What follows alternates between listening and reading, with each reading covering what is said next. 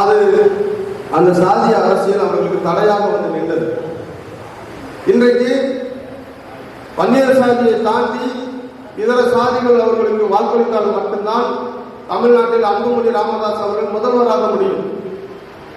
மறைய சமூகத்தை தாண்டி இதர சமூக மக்கள் வாக்களித்தால் மட்டும்தான் திருமாவளவன் இங்க ஒரு உயரிய தலைமை பொறுப்பிற்கு அதிகாரத்திற்கு வர முடியும்.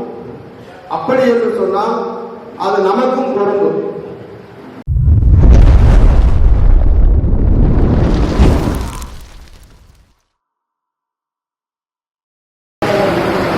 பசுபதியார் தனிப்படையின் கட்சி பெயர் மற்றும் கொடி அறிமுக விழா இந்த ராமசுப்ரமணியன் மிகவும் சிறப்போடு நடைபெற்றுக் கொண்டிருக்கிறது. புதிய கட்சி தொடக்கம் அல்ல, ஏற்கனவே பசுபதியார் தனிப்படை என்கிற பெயரில் இயங்கி வந்த சகோதரர்கள் இப்பொழுது புதிய பெயரில் புதிய பாய்ச்சலுடன் புதிய கொடியுடன் செயல்பட இருக்கின்றார்கள். அதனை வெளிப்படுத்தும் விதமாக இந்த நிகழ்ச்சியை ஏற்பாடு செய்திருக்கிறார்கள். தமிழ்நாட்டில் ஒவ்வொரு நாளும் எங்கோ ஒரு மூலையில் ஏதோ ஒரு இயக்கம், ஒரு கட்சி தொடங்கப்பட்டு வருகிறது. அப்படி நாளொரு வேளையும் பொழுதொரு வண்ணமுமாக தொடங்கக்கூடிய கட்சிகள், இயக்கங்கள்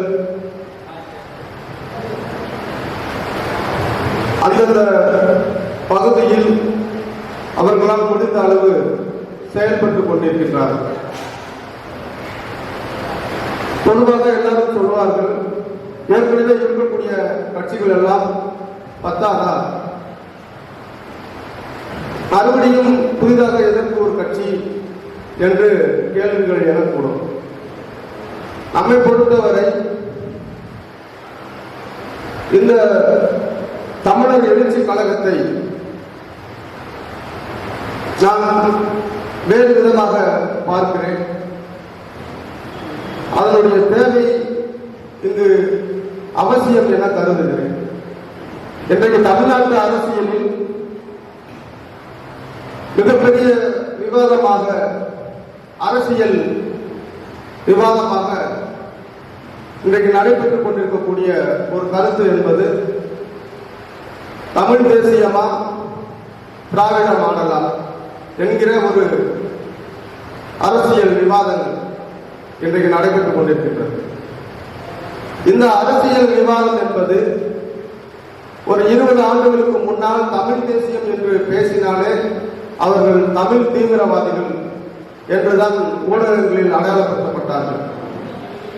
ஏனென்று சொன்னால் தமிழ் தேசியம் என்பது இந்த மண்ணினுடைய, இந்த தமிழ் மக்களினுடைய, இந்த தமிழ் மொழியினுடைய உண்மையான அசலான ஒரு அரசியல். இந்த தமிழ் தேசிய அரசியல் தமிழ் மக்களிடையே வேறுபட்டு விடக்கூடாது, வளர்ந்துவிடக்கூடாது என்பதற்காகத்தான் தமிழ் தேசிய செயல்பாட்டாளர்களை இந்த மக்களிடத்திலிருந்து அந்நியப்படுத்த வேண்டும் என்கிற நோக்கத்தில் ஆரம்பத்தில் இருந்தே அவர்களை தீவிரவாதிகளாக சித்தரித்து வந்தார்கள். அப்படி சித்தரித்து கொல்லப்பட்டவர் தான் நம்மளுடைய ஆசான் தோழர் தமிழரசன் அவர்கள். இந்த இயக்கத்தினுடைய வழிகாட்டியாக இந்த சில தலைவர்களுடைய படத்தை அடையாளப்படுத்தியிருக்கிறார்கள்.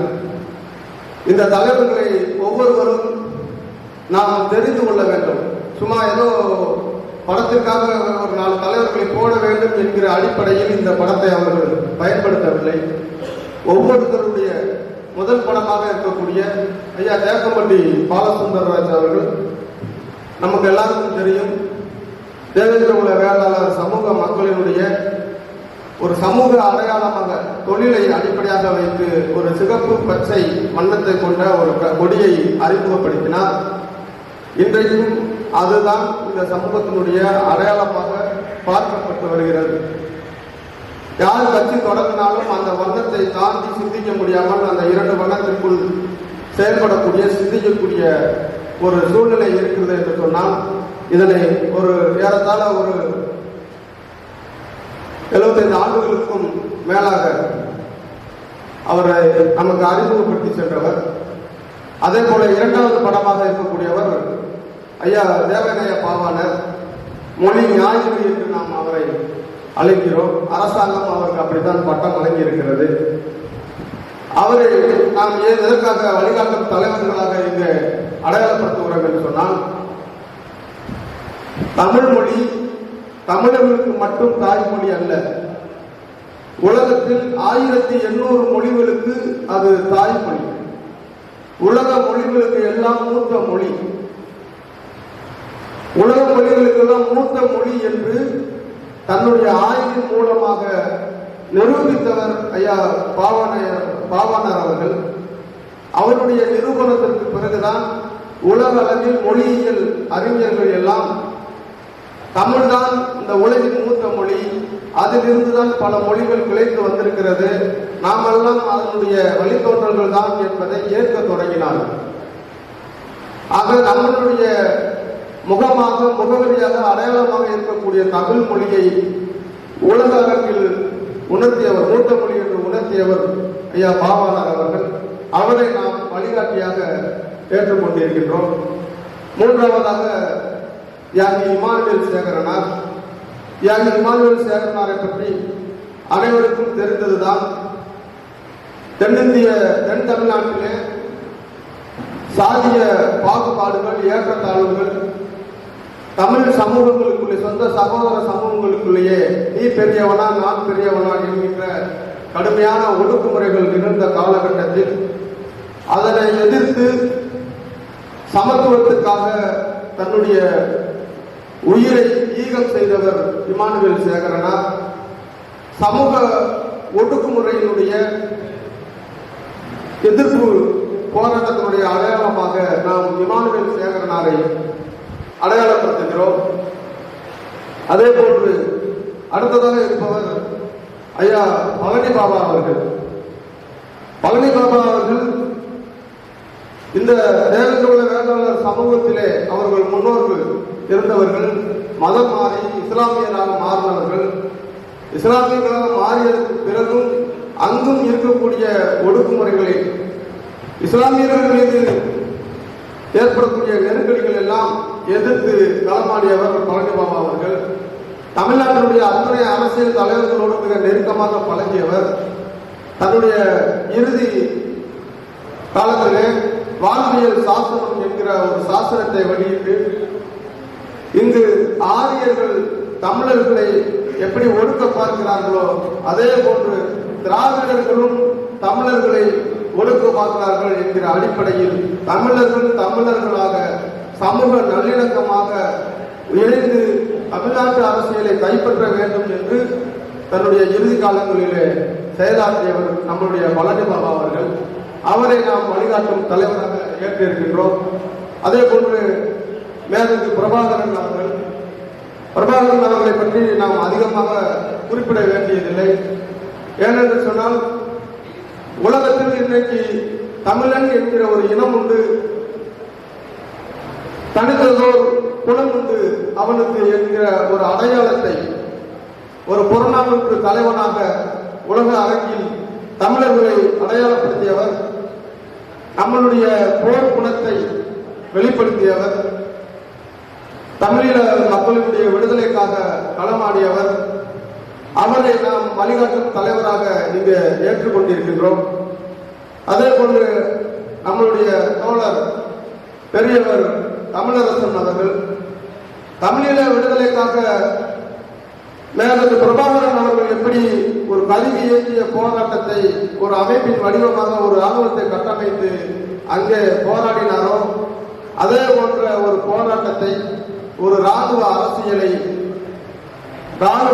அரசியல் மூலமாக, போர் மூலமாக தமிழ்நாட்டை விடுதலை செய்ய வேண்டும் என்கிற ஒரு அடிப்படையில் களமாடியவர் பெரியவர் தமிழரசன் அவர்கள். அவரை நாம் வழிகாட்டும் தலைவராக இங்கே ஏற்றுக்கொண்டிருக்கின்றோம். அதே போன்று இறுதியாக மாவீரர் தமிழ் தேசிய முதன்மை போராளி பசுமன் பாண்டியன் அவர்கள் பசுபதி பாண்டியன் அவர்களை பற்றி, ஏன்னா பசுபதியார் தனிப்படை என்கிற பெயரை தான் இந்த அமைப்பு ஏற்கனவே இயங்கி இருக்கிறது.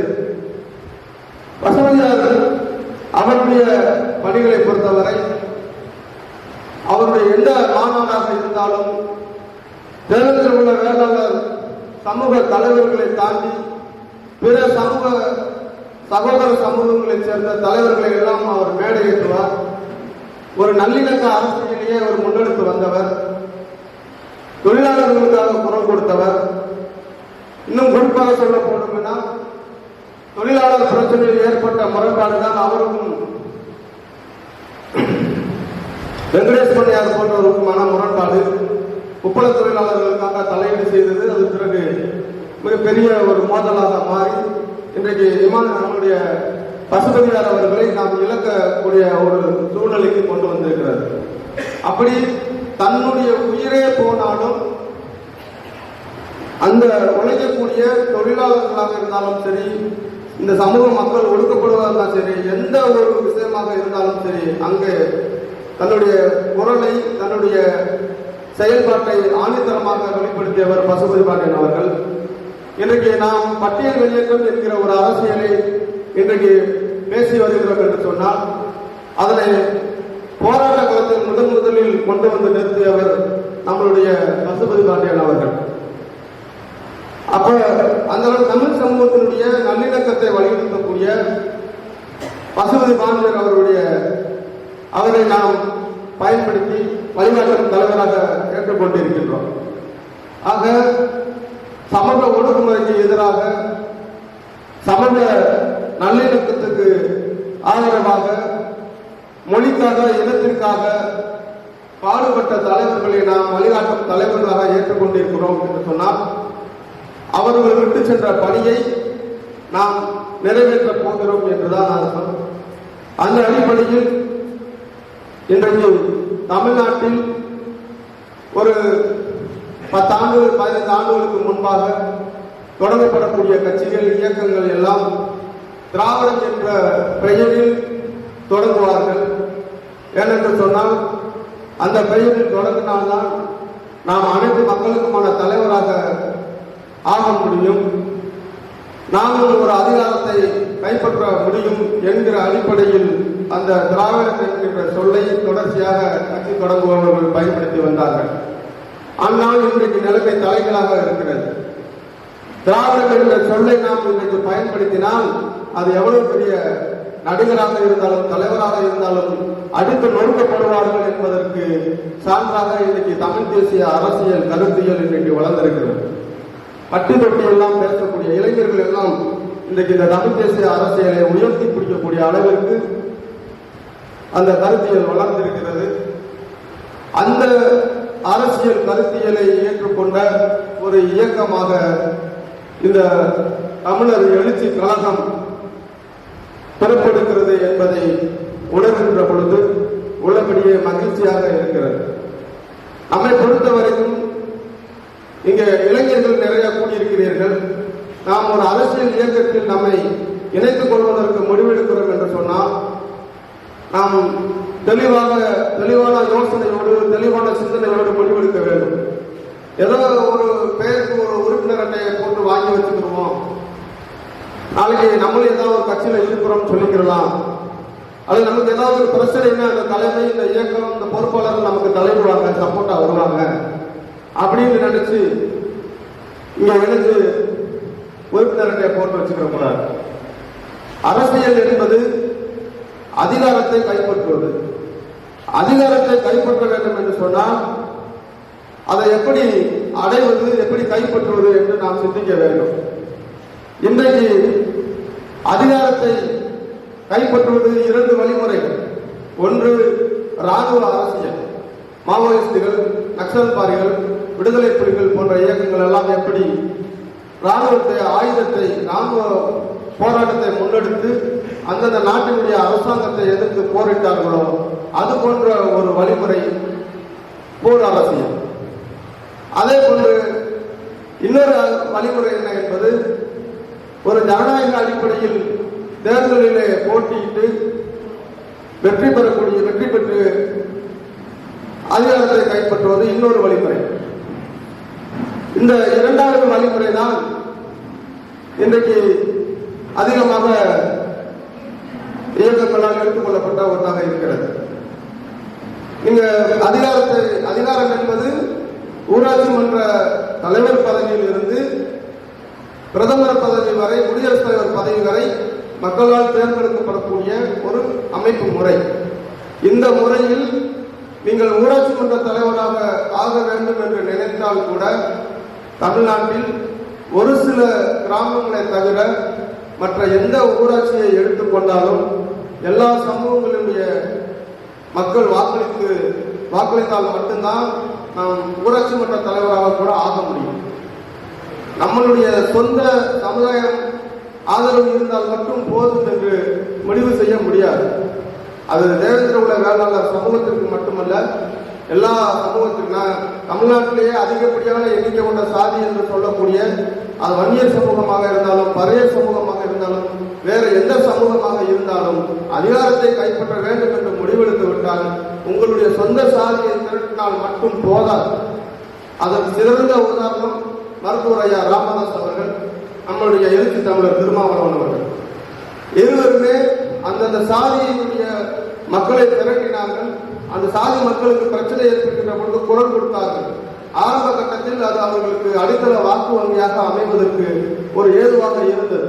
ஆனால் அவர்கள் தமிழ் சமூகத்தினுடைய ஒட்டுமொத்த தலைவர்களாக பரிணாமிக்க நினைக்கின்ற பொழுது அது அந்த சாதிய அரசியல் அவர்களுக்கு தடையாக வந்து நின்றது. இன்றைக்கு வன்னியர் சாதியை தாண்டி இதர சாதிகள் அவர்களுக்கு வாக்களித்தால் மட்டும்தான் தமிழ்நாட்டில் அன்புமணி ராமதாஸ் அவர்கள் முதல்வராக முடியும். பறையர் சமூகத்தை தாண்டி இதர சமூக மக்கள் வாக்களித்தால் மட்டும்தான் திருமாவளவன் இங்க ஒரு உயரிய தலைமை பொறுப்பிற்கு அதிகாரத்திற்கு வர முடியும். அப்படி என்று சொன்னால் அது நமக்கும் பொருந்தும். அப்படி என்றால் நம்மளுடைய அரசியல் முன்னெடுப்பு எப்படி இருக்க வேண்டும் என்று சொன்னால்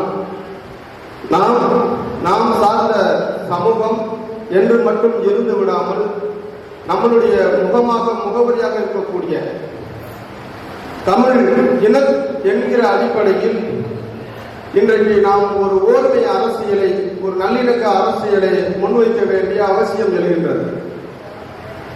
தமிழ் சமூகம் பல சமூக சாதிகள் என்பது தொழிலின் அடிப்படையில் ஆரம்ப காலத்தில் தோன்றிய ஒன்று. ஆனால் இன்றைக்கு படிப்பின் அடிப்படையில் தொழில்கள் உருவாக்கப்பட்டு விட்டது. அன்றைக்கு நகை செய்யக்கூடியவர்கள் நகை ஆசாரியாக இருந்தார்கள். இன்றைக்கு நகை பயிற்சியை நாம் முடித்துவிட்டால் நாம் எந்த சாதியை சேர்ந்தவர்களாக இருந்தாலும் அந்த தொழிலுக்கு போகலாம் என்கிற நிலை உருவாகிவிட்டது. ஆகையால் இங்கு தனித்த சாதியாக சிந்திக்காமல் தமிழ் சமூகமாக சிந்தித்து தமிழர்களாக ஒன்றுபடுகின்ற பொழுது நாம் இழந்த அதிகாரத்தை மீட்க முடியும். ஏறத்தாழ தமிழர்கள் தமிழ்நாட்டை இழந்து 1000 ஆண்டுகளுக்கு மேலாகிவிட்டது.